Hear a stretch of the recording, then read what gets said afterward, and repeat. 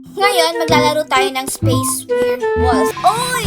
Civilian naman ako, be. Ayoko na din maging killer kasi sobrang bait na ako ngayon, Paano masabi?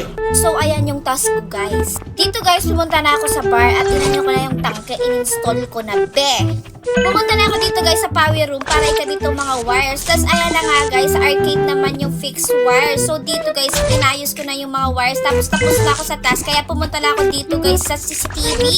Dito, si 5 dumaan papunta sa living room. Tapos, si 8 pumasok sa pool. Sumunod naman si number. Parang may naamoy ako hindi maganda. Hala! May pinatay, be!